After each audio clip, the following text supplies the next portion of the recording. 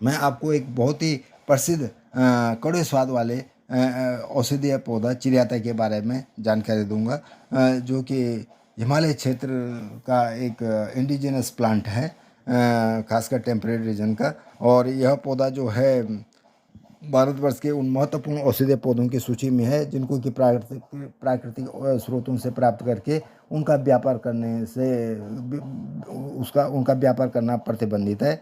यह पौधा भारत के पहाड़ी क्षेत्रों में 1800 मीटर से अधिक ऊंचाई वाले क्षेत्रों में, खासकर जैसे कश्मीर से भूटान तक तथा नेपाल, और इसके अलावा नेपाल में भी यह पाया जाता है। यह पौधा उत्तराखंड के गढ़वाल क्षेत्र में जैसे मंडल, तपोवन और डोडीताल, दयारा, जो कि 1800 से 2500 मीटर की ऊंचाई वाले क्षेत्र हैं, उनमें प्राकृतिक अवस्था में यह पाया जाता है।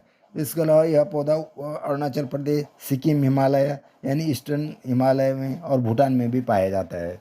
यह पौधा जो है अभी एक रिसेंट सर्वेक्षण के अनुसार, यानी कि एक सर्वे के अनुसार, यह भारत के 20 प्रमुख भारतीय औषधीय पौधों यानी top 20 Indian medicinal plants in trade में इसका स्थान दिया गया है। और इसकी कृषि तकनीकी की दृष्टि से देखा जाए तो यह काफ़ी आसान तथा इसके काफ़ी सस्ते ढंग से इसकी कृषि की जो है संभावनाएं हैं, खासकर पहाड़ी क्षेत्रों में। और इसलिए कृषिकरण को इसके कृषिकरण को बढ़ावा दिया जाना चाहिए, खास करके हिमालय के पहाड़ी क्षेत्रों में।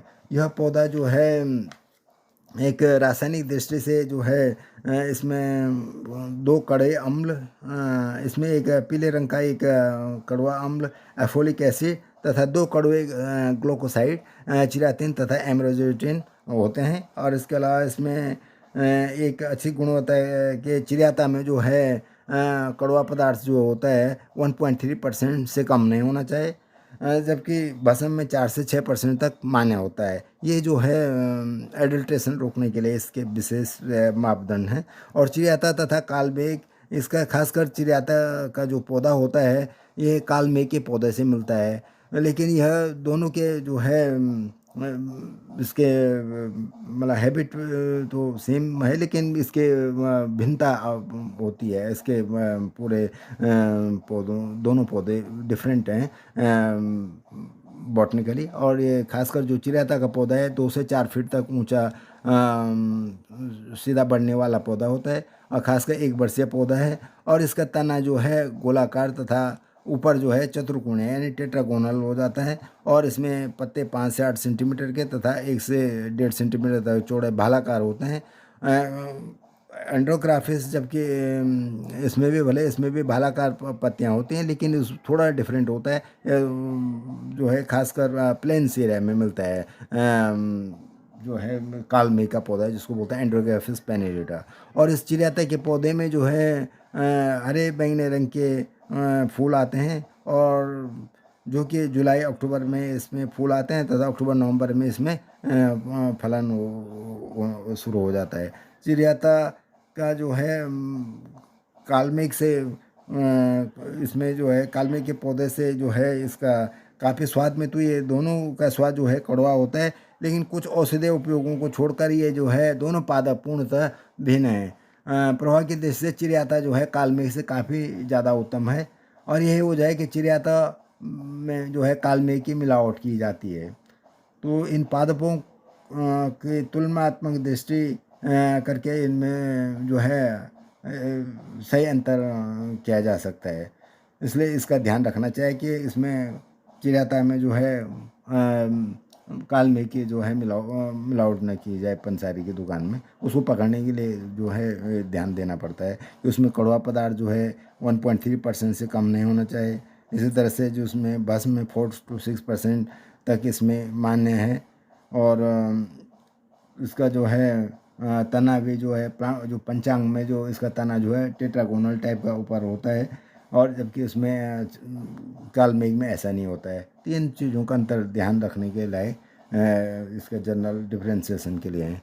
और चिरियाता के औषधीय उपयोग जो हैं एक खासकर सामान्य तंदुरुस्ती के लिए एज ए टॉनिक के रूप में यह काम करता है, और यह भूख बढ़ाता है तथा मृदु विरेचक भी है। और इसके प्रयोग से मानव का जो है सामान्य तंत्र में सुधार होता है, और उसमें जो है पोषक तत्वों की ग्राह्य शक्ति भी बढ़ जाती है। बुखार की स्थिति में, बुखार उतारने में तथा इसके उपचार, ज्वर के उपचार में चिरैता काफ़ी प्रभावी पाया जाता है। उदर रोगों में जैसे चिरैता आमाशय को जो है शक्ति प्रदान करता है तथा इसकी कार्य शक्ति को भी बढ़ाता है। और अपचो, इंडाइजेशन तथा अग्निमान तथा डायरिया, अतिसार वगैरह की स्थिति में भी चिरैता का सेवन काफ़ी लाभकारी है। इसके अलावा पेट की कीड़ों के उपचार में भी यह जो है इसके काढ़े के सेवन से आंतों के कृमि नष्ट हो जाते हैं।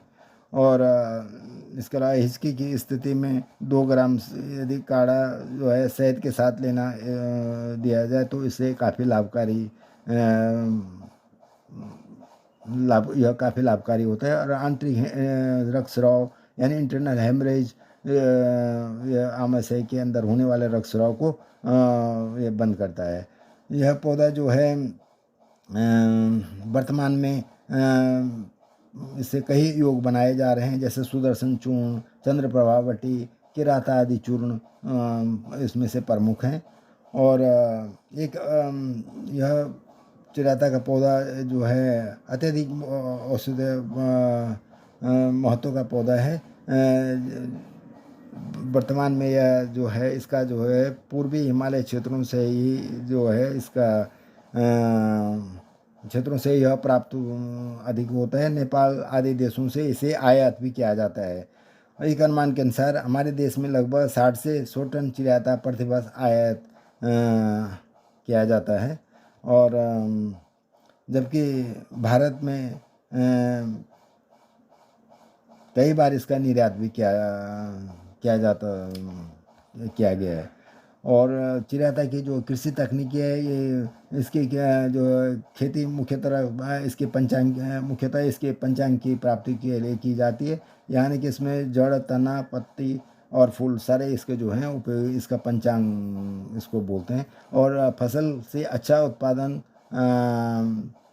प्राप्त करने के लिए सभी रासायनिक तत्व उसमें या एक्टिव इंग्रेडिएंट्स सही रूप में विकसित हों, इसके लिए जो है अच्छी कृषि तकनीक का ध्यान खासकर उपयुक्त जलवायु।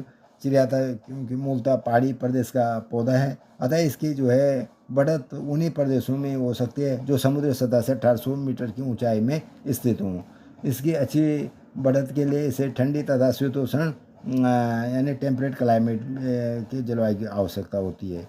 और मिट्टी खासकर चिरैता के लिए जो कि जिसमें अच्छे जल निकास की व्यवस्था हो तथा दोमट और हल्की एसिडिक सॉइल यानी अम्लीय मिट्टी में यह ज़्यादा उपयुक्त, अम्लीय सॉइल वाली मिट्टी ज़्यादा उपयुक्त होती है इसकी खेती के लिए चिरैता की। और चिरैता का प्रबंधन जो है बीजों से होता है, जिन्हें सर्वप्रथम नर्सरी में तैयार करना होता है पौध को। और चिरैता की खेती जो है के लिए अक्टूबर माह तथा मार्च अप्रैल 2 बार इसकी जो है नर्सरी में इसके बीज बोए जा सकते हैं। दोनों स्थिति में नर्सरी जो है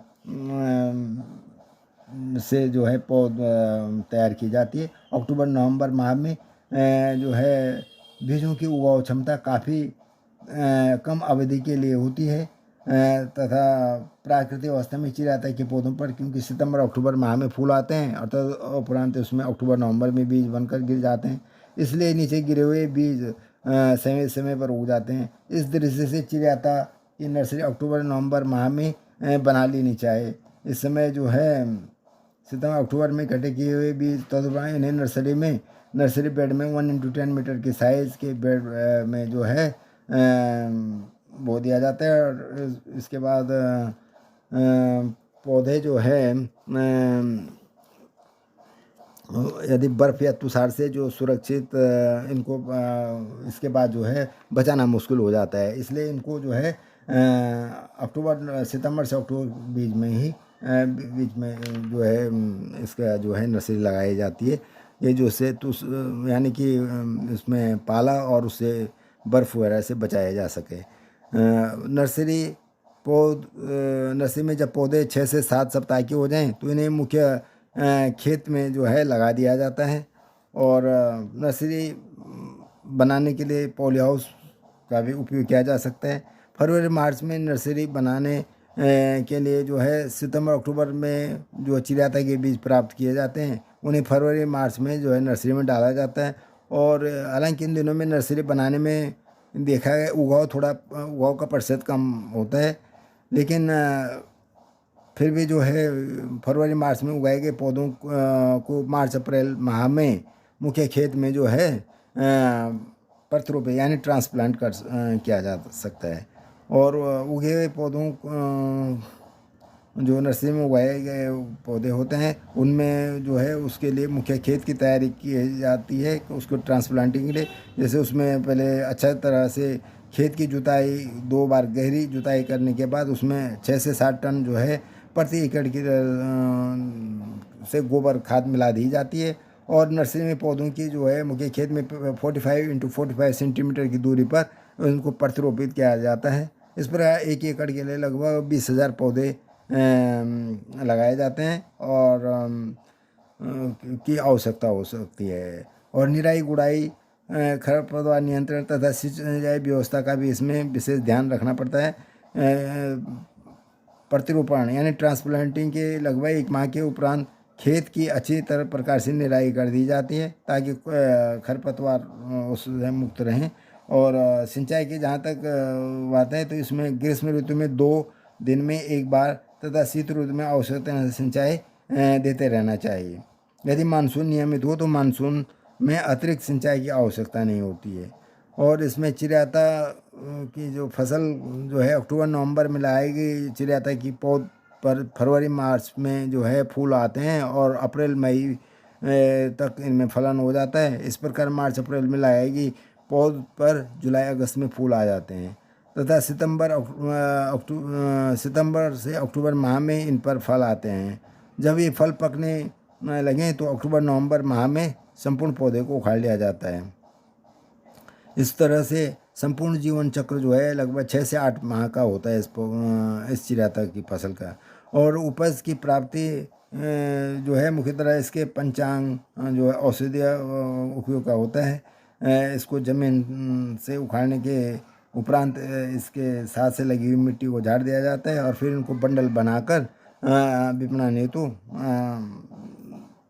प्रस्तुत किया जाता है यानी बाजार में भेजा जाता है। और फसल की से कुल प्राप्तियां जो है 6 से 8 माह की चिड़ियाता की फसल से लगभग 5 क्विंटल सूखा पंचांग प्राप्त होता है, जिसकी बिक्री दर जो है 100 रुपये प्रति किलोग्राम मानी जाए तो फसल से लगभग 50,000 रुपये प्रति एकड़ की प्राप्तियाँ होती हैं। इसके इनमें से यदि फसल पर होने वाले विभिन्न खर्चों को जैसे नर्सरी, बीज निर्माण और क्या होता है सिंचाई, खरपतवार या हार्वेस्टिंग उसका उखाड़ने का अगर खर्चा लगाया जाए तो किसान